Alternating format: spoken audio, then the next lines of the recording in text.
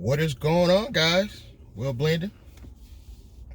Good morning, good afternoon, whatever it is when you see this video. I want to talk a little bit about Uber and Lyft. I have a very love-hate relationship with Uber and Lyft.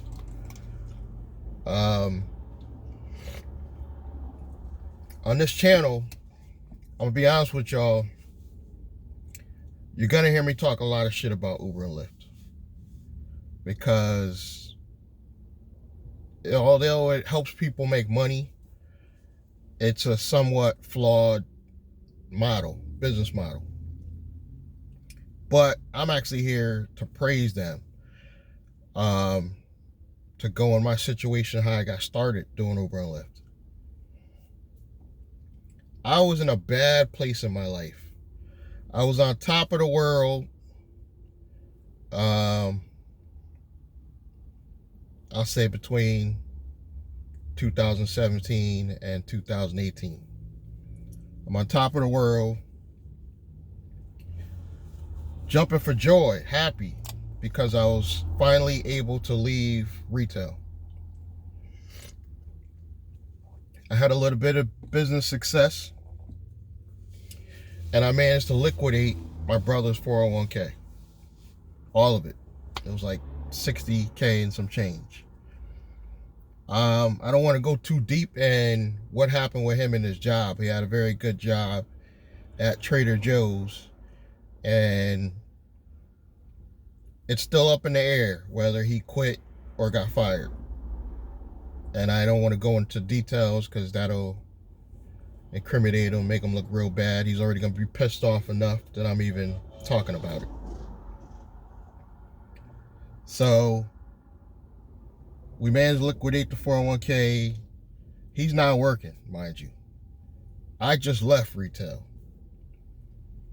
but I was bringing out a little bit of business before even the Uber and Lyft. Meanwhile, he's just chilling, not looking for a job, going out shopping every now and then, depressed about his situation with his job. Although he was happy we had money, you could still see depression in his face over the embarrassment or whatever happened with the job situation. So, as you can imagine, $60,000, you got to take off some administrative fees, right off the rip, about 10 G's in administrative fees for me to deal with these companies that do these business entities. You got to pay them. They're not doing this stuff for free. And then me and him both right off the top taking another 5 G's each just for everyday expenses. So now you're down to about 40 G's and some change. We opened the business bank accounts. I put half in Shania business, true, because I knew at least by having half in Shania business, I wouldn't allow him to have access of that right away.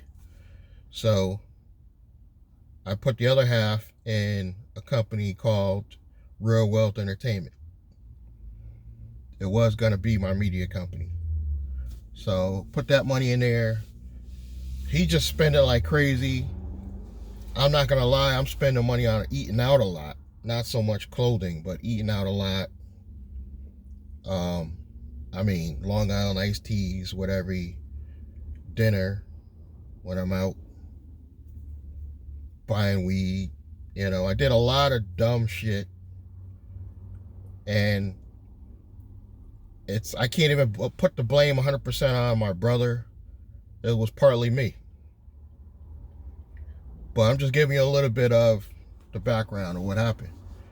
So I realized we're running out of money, and he's not going to do anything about it. He did get occasional job working with his moving company friends, and he may make some good money on that. It might be sometimes $1,000 for like 3 days or whatever, but he would not put that back in the pot as far as the business. He would just spend that for himself. So you can see where we're going with this. We're losing money fast. I, thinking at least like a little bit like an entrepreneur, was thinking, what can I do fast that ain't gonna involve me going to get no real job. Because I wasn't hearing it. I wasn't hearing going back to retail and letting anybody know I failed.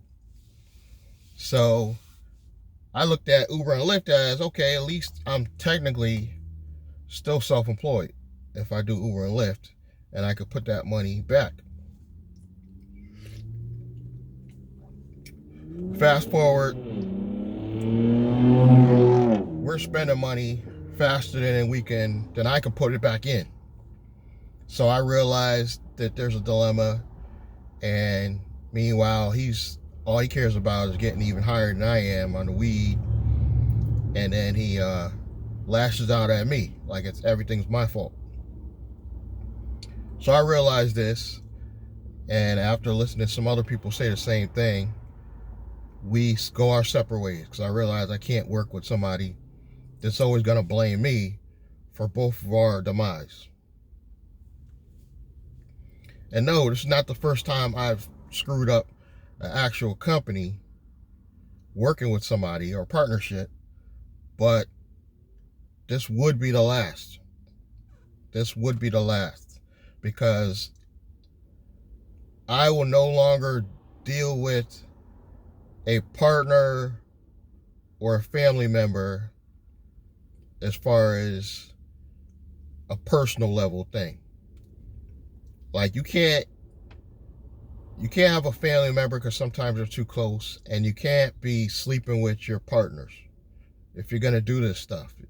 If you're going to create a company and really partner with somebody, you got to make it a real partnership. You're doing business with them, but you can't sleep with them. So there's going to be girls that are going to come along, and yeah, they're going to be attractive. You're going to want to sleep with them. Do not make them your partner. Set it up so that they can do something separate from what you're doing. If you have to help them, because I know you're like me, I'm going to want to help a chick that I'm hitting off. That's just me. I would set her up a separate entity, separate company, totally separate from my stuff. This way, when it comes burning down and crashing, you're going to blame her for not keeping them or maintaining it. And it won't mess with your money over here. That's what I say do. Sorry, I didn't want to advertise for Dunkin' Donuts, but I can't help it. But I would keep it solely separate from my business. And the same thing with you women. You're going to find guys that are attractive or whatever. Even if they start out working for you, segregate that relationship from your business. If you got to give them something to do totally separate from your business, do that, because it causes problems. And a lot of times it causes problems with family. The only family member I think I could do business with and could run some shit for me is my daughter, because she has the patience of me, I believe. But never again with any more family, if I can help it. And if you're sleeping with a chick, do not have her a part of your business. Keep it separate from your business. If you feel like you gotta pay her, set something up that doesn't affect your everyday business, and still segregate it somehow. So it doesn't go back to you. Like, I'm trying to give you an example. My media company, Shania Business. Let's say it starts it gets to the point where it's making real money.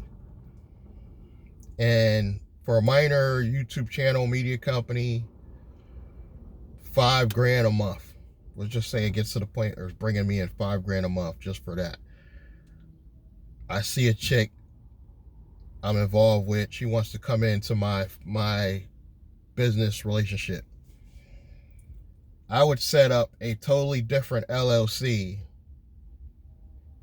that isn't tied to my regular LLCs, just to pay her if needed, just to keep her segregated from my main business.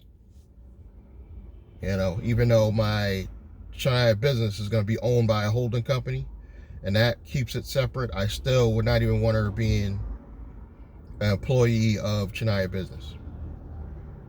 I would set up I might even do this. I might set up a whole separate LLC for people that I want to bring on as employees that I have like a personal relationship with.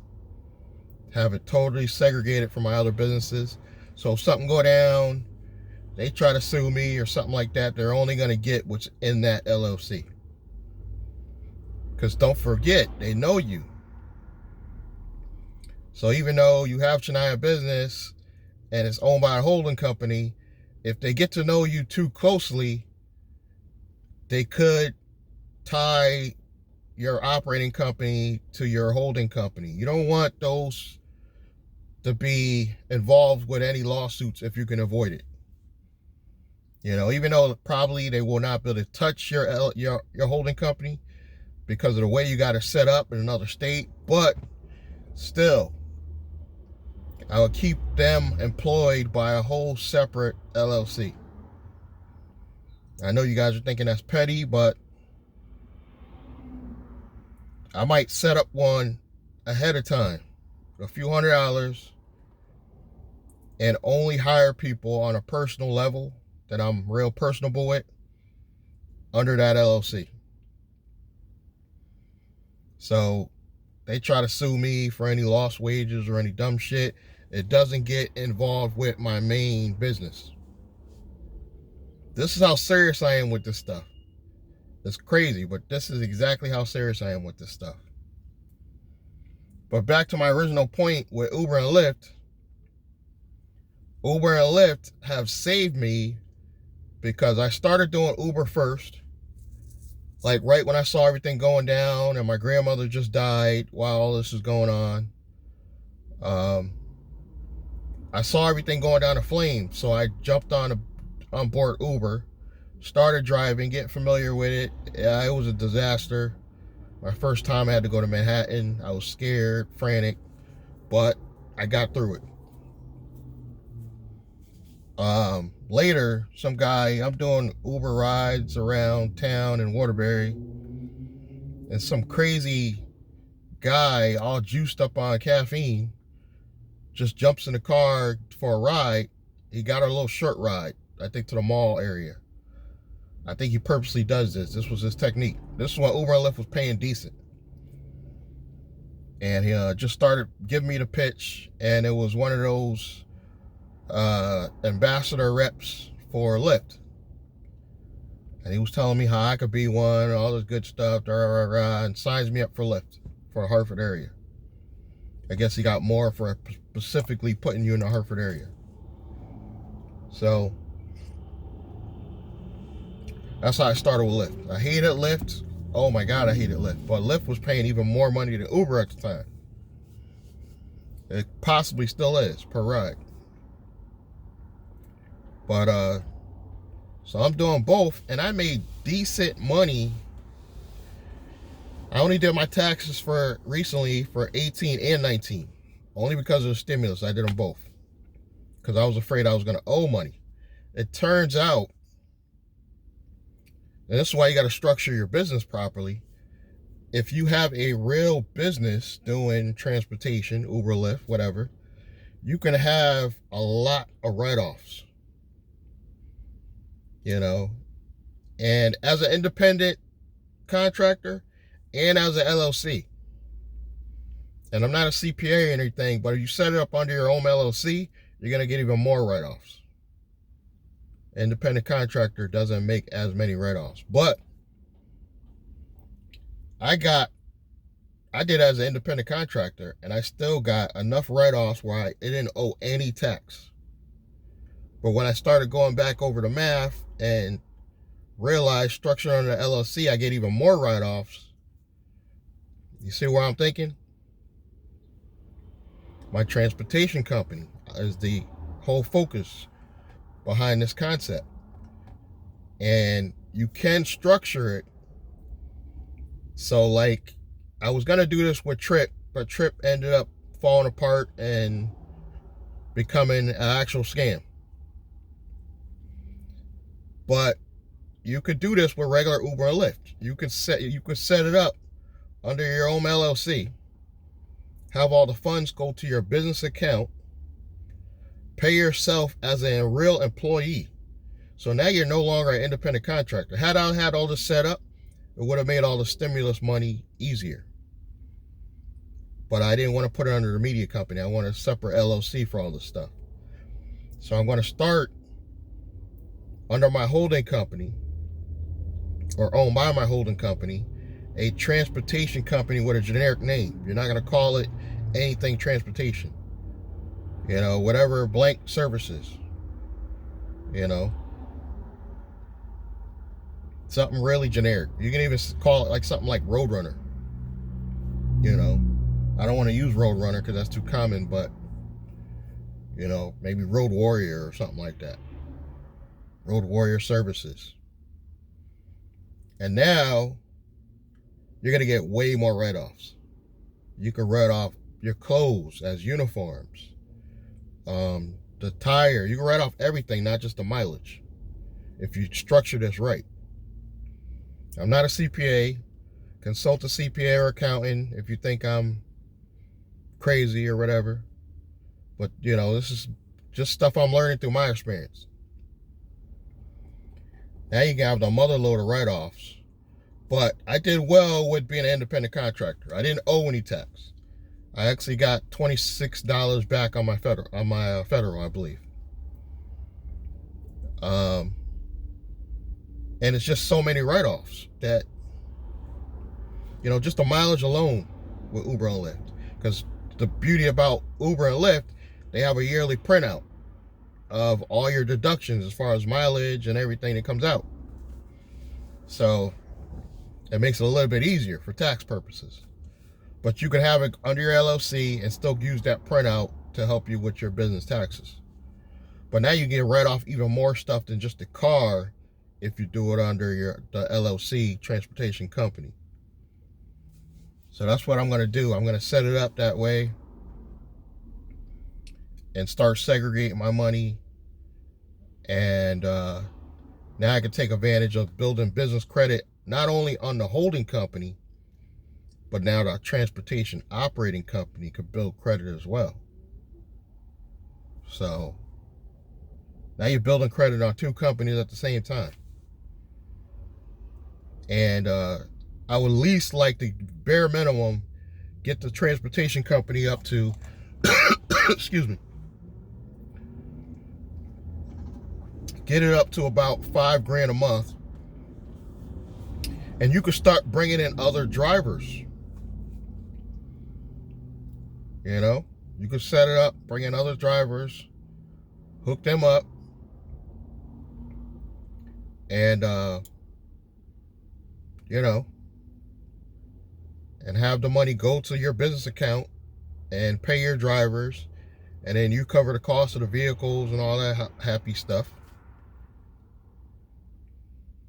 And this is a great way to slowly, you'll start seeing 10, 20 grand a month. You start bringing on more drivers and more drivers.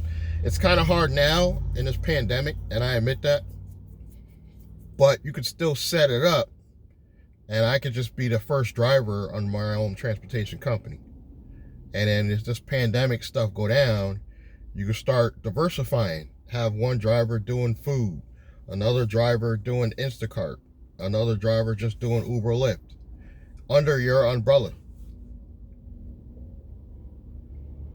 They can still get on and off when they want, you know, but you could keep a track of how much they're putting in as far as money. And you can even have it where their app goes to your business account, where the money's deposited to your business account. You have that agreement where their app has to send the money to your business account. And then you pay them so much dollars per how much they brought in or whatever. So this could really grow into something big once this pandemic is over. A transportation company. That's an easy one. the media company, that's the easy one. It's just Chennai Business. This is going to be the actual media arm under my holding company that's going to grow this channel. I'll probably have it own one or two other channels. Maybe my nice guy driver, I'll have it own that. I take too many risks on my William Bootsy Blandon channel, so I probably will have that in a separate LLC, because that's where I'm going to really get buck wild with the stuff I talk, how I talk. That's going to be my day-to-day blog, vlog, or whatever you call them nowadays, where you really see me living my life. I'm going to put on William Bootsy Blandon. Chennai Business, I'm going to keep it, try to keep it corporate credit, business credit, holding companies, Z-Tegrity, you know. I got a separate channel I'm just going to devote to just Z-Tegrity as well. That's Real Wealth TV. I'm going to just keep Z-Tegrity stuff just on that channel. So I got a lot of stuff going, guys. I'm grinding. God willing, all this stuff will help make me rich one day. We'll see. But I'm grinding. I just got a job that started out a part-time job, but it sounds like I'm in such high demand right now, it's going to turn out to be like full-time hours between two sites for this group home. So, although I really did not want to get a job, God willing, I'll be able to pull this off, do it right, you know, without it being too strenuous. I might take some overnight shifts so I could just chill. So I don't even have to really like do much. That's probably what I really should do. Take some overnight shifts. All I gotta do, come in, you know, feed niggas, and they go to sleep. 6 hours later, I'm out of there. You know. And then that's gonna really pay off as far as getting me my new spot. That group home money. Along with Uber and Lyft. That'll get me my new spot. My ultimate goal is to at least get in a master lease agreement with the place I'm going to buy. Because what I don't want to do is go rent a place and then have to move again when I'm ready to go purchase a home. So I want to get into, and there's going to be a few of these, and you guys might want to set these up yourself. A master lease agreement is basically like a regular rental agreement or lease, but it's giving you full power to sublease it out and buy the property later. So a lease with an option to buy, a master lease with an option to buy. So you basically could have it where you could tell the landlord, I'll even do the repairs. You could do this. You might not want to, but I'll even do all the repairs, all the maintenance, everything on the property. And a portion of the lease agreement money goes towards the purchase of the property. And you can lock it in whatever price you guys decide on the agreement. So if it's a 2-year lease, at the end of the 2 years, he can't even raise that price of the house. And then you're locked in where you don't have to leave for 2 years. You have up to 2 years to buy the property. I only need a year, but I would do it for 2. Things happen. The pandemic could get worse. You know, so I'll have a long-term 2-year lease with all the powers of the landlord without being a landlord. And let's say the rent is $800, you pay him $1,000. So $200 extra goes towards buying the property, whatever. So this also gives you the ability to rent some rooms. This is why I'm thinking about it like that. So if I get a large enough place, I'm a man that doesn't need a lot right now. So I may want to rent 1 or 2 bedrooms to probably people I know or going to work with. This way it makes it easier to build my company if I have people I'm working with rent the spaces out, you know. So if there's somewhere that they're willing to leave and come work closely or with me, they have a room, they're going to be charged for the room, either in labor or money. They're going to pay for their rooms, you know. If it's cash, you know, you can put that in a pot, and that's going to help pay off some of the rent you're already paying on your lease. So instead of $800, you're only paying $400 or whatever. You know, so this is where I'm trying to structure it, and it makes it easier because you don't have to move when all this pandemic stuff is over, because it's hard to get a real mortgage right now, especially if your scores aren't where you want them to be. They got to get higher, and I would want at least 2 years just in case something happens worse, any emergencies come up. You're still on the same property. So I don't want to move again. I want to buy something. I don't want to move again until I'm ready to go down south. So, and this house will be an operational house for my media company, most likely, and or the transportation company. I haven't decided yet. So that'll be the base operations for your transportation company.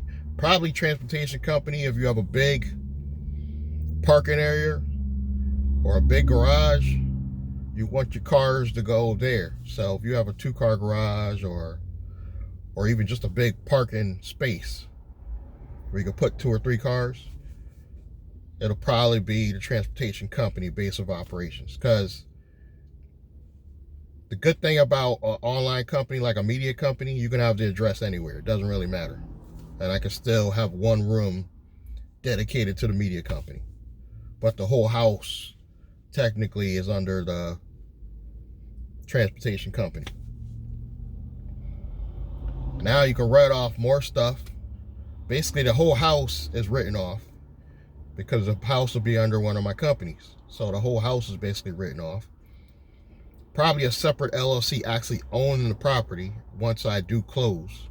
That'll be a separate LLC.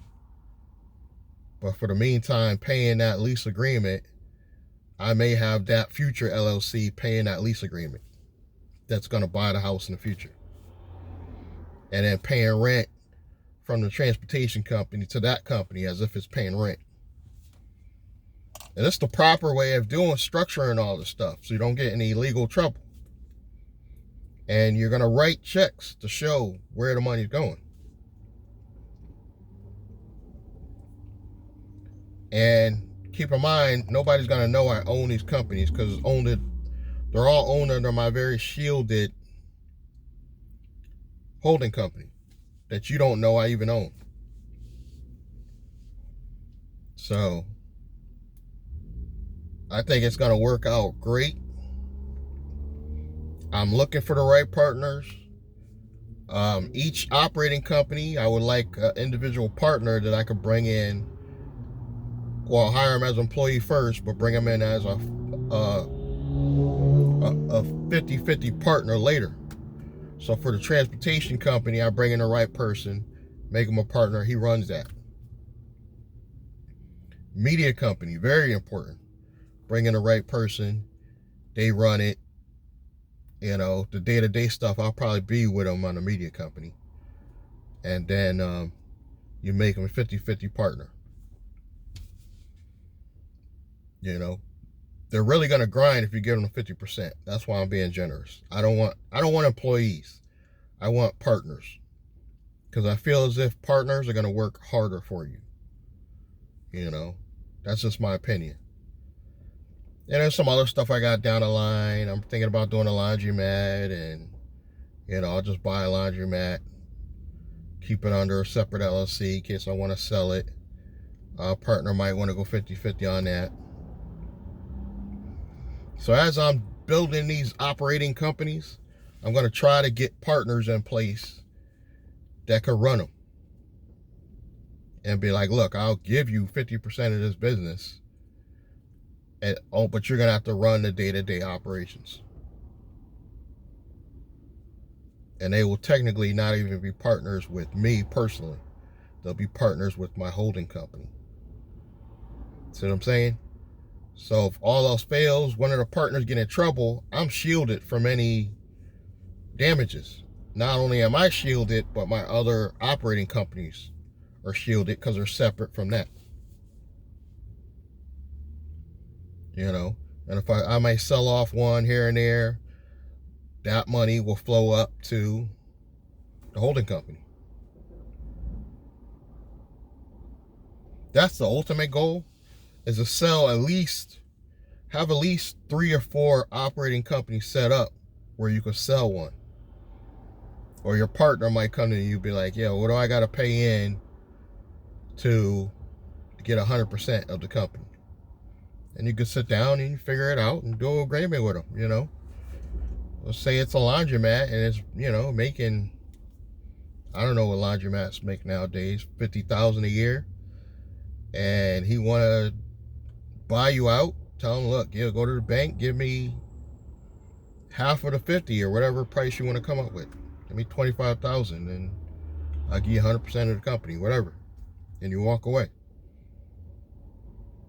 You know?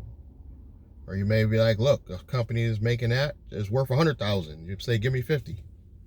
Whatever you decide. But my original point is, Uber and Lyft did save me to the point where I didn't have to go back to a regular job, punching in and out, getting up early. I literally do Uber and Lyft when I want to. It's late today. And call me lazy, but I still am making enough in this pandemic that makes this worth doing for at least 5 to 6 hours a day. You know, but I'm not going to need to, because I'm going to have so many hours with these 2 sites for the group home that I'm lucky if I get in 2 days a week just driving Uber and Lyft. Because I'm pretty sure it's going to have cut down. And the group home is going to eventually probably pay me more than Uber and Lyft with the overtime hours. Overnights pay more. They're paying more during this pandemic, like $1 more normally.